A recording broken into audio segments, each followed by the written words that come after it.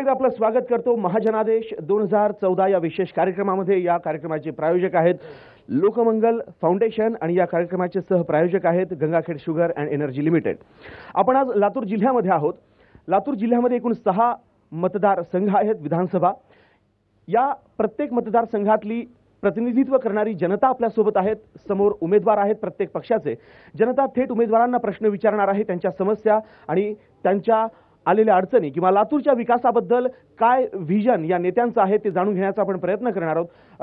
आपल्यापैकी कोणाचा प्रश्न आहे आणि प्रश्न थोडक्यात विचाराल, आपलं नाव सांगाल आणि कुठल्या उमेदवाराला आपला प्रश्न आहे ते सांगाल। मी अरविंद कांबळे, जिल्हा अध्यक्ष राष्ट्रवादी काँग्रेस पार्टी, सामाजिक न्याय विभाग। माझा प्रश्न असा आहे की येणारे आता संभाव्य उमेदवार उभे टाकलेले आहेत, त्यांचं सरकार आल्यानंतर त्यांनी या लातूरच्या किंवा लातूर जिल्ह्याच्या विकासासाठी काय करणार आहेत, हा माझा थेट प्रश्न आहे। आणि एखादी जर सरकार आल्यानंतर त्यांनी आतापर्यंत थोडक्यात विचार प्रश्न, इथं 3 शिफ्टमध्ये काम करण्यासाठी एखादी कंपनी आणणार आहेत का आणि कंपनी आणून इथल्या बेरोजगाराचा प्रश्न मिटवणार आहेत का, हा माझा प्रश्न आहे। नक्कीच बेरोजगाराची समस्या आहे। पप्पू कुलकर्णी, आपल्याला हा प्रश्न आहे। 100% आमचं शासन आल्यानंतर आम्ही सर्वप्रथम जनतेचा विचार करू आणि MIDCची जागा ज्या लोकांनी घशात घातली त्यांच्या घशातनं पहिल्यांदा जागा काढून आम्ही तिथं जे कोणी मल्टीनॅशनल कंपन्या असतील, व्हिडिओकॉन सारखे ज्या कंपन्या आमच्याबरोबर आहेत, त्या व्हिडिओकॉनचं सुद्धा इथं पूर्वी एकदा भूमिपूजन झालं होतं, पण सन्माननीय देशमुख कंपनीच्या जाचामुळे त्यांनी इथं युनिट चालू केले नाही। ते युनिट सर्वप्रथम आम्ही इथं चालू करायला लावू।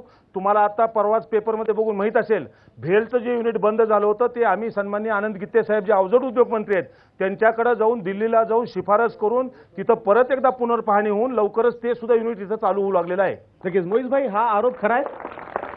असं म्हणलं जातं की ज्यांचा विकासाचा काय घेणं न देणं त्याचं नाव शिवसेना। ह्याच्यामुळं यांनी जे आता या ठिकाणी म्हणले की ही जमीन ह्याच्या घशात घातली, त्यांनी या ठिकाणी ती तुम्हाला न्याय मागण्यासाठी कोर्टात आपण जाऊ इच्छिता, आपण अवश्य जावं। बिनबुडाचे आरोप करून लोकांमध्ये दिशाभूल करण्यापेक्षा आपण बिनबुडाचे आरोप कोणी करत नाही मोहित भाई। नाही, आपण जावा ना कोर्टामध्ये। कारण नसताना आपण या ठिकाणी जो आरोप करता तो चुकीचा आहे आणि त्याच्यामुळं त्यांनी विकासाचा जो बोलले तर ह्यांना एकदा यांचा पूर्व इतिहास बघितला तर महाराष्ट्रामध्ये ह्यांना 5 वर्ष काम करण्याची संधी मिळालेली होती। त्यांनी काय केले सर्व जनतेला माहित आहे, म्हणून त्यांना त्या ठिकाणी 95 नंतर त्यांना जनतेनं नाकारलं। 5 वर्षाची जी संधी मिळाली त्याच्यात लातूरचं काय काय झाले हे मी तुम्हाला सांगतो। 137 कोटी रुपयाची धनेगाव पाणी पुरवठा योजना ही सन्माननीय मनोहर जोशीच्या हस्ते भूमिपूजन झालेलं आहे। लातूरचं स्टेडियम जे आहे, लातूरचं जे स्टेडियम आहे ते स्टेडियमचं भूमिपूजन सुद्धा सन्माननीय चंद्रकांत खैरे क्रीडा मंत्री होते तेव्हा भूमिपूजन झालेलं आहे।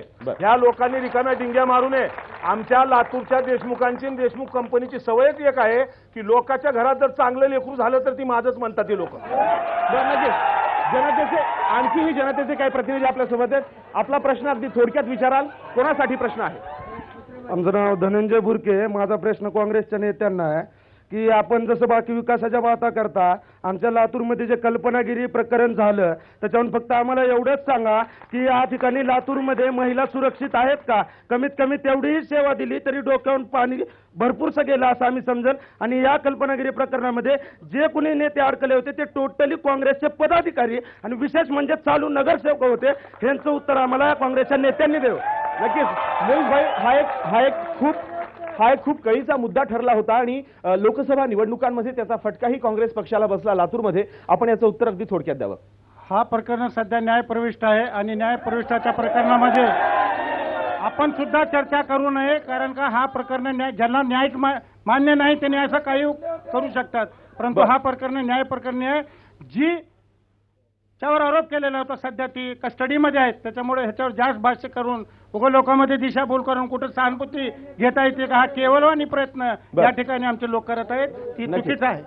नक्कीच आणखीही आपल्यासोबत जनतेचे प्रतिनिधी आहेत, काही महिला प्रतिनिधी आपल्यासोबत आहे. आपला प्रश्न विचाराल आणि थोडक्यात विचाराल. मी सुनीता चाळक, शिवसेनेची गटनेता आहे, नगरसेवक आहे. मी शेख साहेबांना प्रश्न विचारते की त्यांनी आता सांगितलं की पाऊस पडला नाही म्हणून आम्ही जनतेला पाणी देऊ शकत नाही. पण मला एक म्हणायचं आहे, जेव्हा तहान लागली तेव्हा हे विहीर खोदण्याचं काम हे लोक करतात. जेव्हा आता म्हणतात ते लिंबोटे धरणाचं पाणी आणू, रेणापूरचं पाणी आणू, त्यांनी धनेगावचं पाणी का अचानक गेलं का? हे काम जे आता ते करायला लागले ते पूर्वी करू शकले नाहीत का? हाच प्रश्न मला त्यांना विचारायचा. बरं, आता जी कामं होत आहेत ती पूर्वी का झाली नाहीत 60 वर्षात? पूर्वीचंच काम सांगतो की मी धनेगावून जे आम्ही पाणी आणलो की एक तुम्ही काहीच बोलायचं नाही, नाही. काही बोलायचं नाही. एक मिनिट. कागद दाखवाल तुम्ही आता उगाच काय पुराव्यानिशी चर्चा करू दाखवतो नका. कागद, मी आणि पुराव्यानिशी. त्याच्यानंतर भंडारवाडीतून नाही, जनतेतून हा प्रतिसाद आणण्यासाठी अपेक्षित आम्ही नाही. 30 कोटी रुपये या ठिकाणी शासनाकडून मंजूर करून घेतलेले आहेत. हो. लिंबोटी धरणातून इलेक्शनच्या लातूरकरांना पाणी पुढं. देणं आमचं कर्तव्य आहे. त्या कर्तव्यापासून आम्ही दूर जाणारे नाही. बरं. म्हणून या ठिकाणी जो निधी लागणार आहे तो काँग्रेस पक्षाने या ठिकाणी आणलेला आहे. लिंबोटी धरण असो, भंडारवाडी धरण बरं, असो, बरं. या ठिकाणी तो लातूरच्या पाण्याची व्यवस्था काँग्रेस पक्ष जरूर करेल. बरं, नक्कीच. आणखी काही जनतेचे प्रतिनिधी आपल्यासोबत आहे. आपला प्रश्न थोडक्यात विचाराल. माझा प्रश्न विरोधी पक्षाच्या नेत्याला आहे. हे सांगतायत की काँग्रेसनं लातूर शहराचा विकास केला नाही, हे सांगतायत की सगळा भ्रष्टाचार काँग्रेसने केला. पण त्यांना आठवत आहे का, गेली कित्येक वर्ष झालं लातूरच्या सामान्य नागरिकांनी काँग्रेसलाच का निवडून दिलं, ह्या प्रश्नाचं उत्तर द्यावं. नक्कीच याचं उत्तर पप्पू कुलकर्णी आपल्याकडनं अपेक्षित आहे. आता व्यंकटेश पुरींचा प्रश्न अगदी बरोबर आहे की काँग्रेसनं विकास केला नाही असं आम्ही म्हणतो. व्यंकटेश पुरे सुद्धा 2 वर्षापूर्वी तेच म्हणायचे, भाजपमध्ये होते. बर, आपल्यासोबत दुसरा विषय बोला. दुसरा विषय बघा, राज्यामध्ये परिवर्तन येत असतं, मतदारसंघामध्ये परिवर्तन येत असतं. सगळ्यात महत्वाचा मुद्दा असा आहे, जयराम बोला. सगळ्यात महत्वाचा मुद्दा असा आहे की लातूरची जनता एवढी त्रासली आहे. मोदी लाटेमुळं ह्यावेळेस दिल्लीतलं सरकार, मोहितभाई तुमचं गेलं नाही, तुमचं सरकार हे काँग्रेस लाटेमुळं गेलेलं आहे. म्हणजे काँग्रेसची एवढी प्रचंड भ्रष्टाचार आणि पैसे खायची लाट उधळली की त्याच्यामुळे गेलेलं आहे. आणि त्याच्यामुळं लातूरची परिस्थिती सुद्धा काही वेगळी नाही. जोपर्यंत राज्यमंत्रीपद अमित देशमुखला मिळालं नव्हतं तोपर्यंत इकडे फिरकत नव्हता. आणि आता राज्यमंत्रीपद मिळालं, विधानसभा आली म्हणजे की फिरायला लागलाय. ही गोष्ट जनतेला मान्य आहे का नाही मला फक्त सांगा.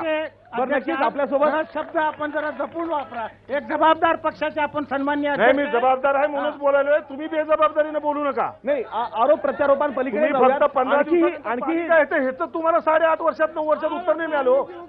नाही, पॅनलवर आणखीही काही उमेदवार आहेत.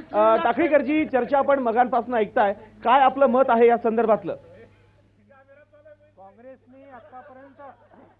काँग्रेसने याची उत्तरं द्यावी की जो एज्युकेशन हब म्हणून तुम्ही तयार करण्याची संकल्पना मांडताय शहरामध्ये, आणि आता सांगाय करण्याची कल्पना पण आपण मांडताय, पण गेल्या 60 वर्षात तुमचंच राज्य आहे आणि आता विलासरावजी गेल्यानंतरही विलासरावजी असतानाही जे एज्युकेशनच्या बाबतीत जी तुम्ही कल्पना मांडली आहे ती स्वतःच्या संस्था मोठा करण्यासाठी, आणि आता माझ्या मित्रांनी सांगितलं की एका विद्यार्थ्याला सरकारचं पहिलं प्राधान्य आहे शिक्षण मोफत मिळालं पाहिजे, अन्न आणि वस्त्र मिळालं पाहिजे. थोडक्यात पण ज्या पद्धतीने MIDC मध्ये उद्योग आणण्यापेक्षा यापूर्वी तुम्ही उद्योग आणण्यासाठी म्हणून जवळपास 50 कंपन्यांची उद्घाटनं केली, लोकांना आश्वासनं दिली की 50,000 विद्यार्थ्यांना आम्ही इथे काम देऊ, थोडक्यात का दिलं नाही. आणि परत जे तुम्ही आता तिथे ऑक्युपाय केलं एज्युकेशनसाठी ते सर्वसामान्यांसाठी केलंय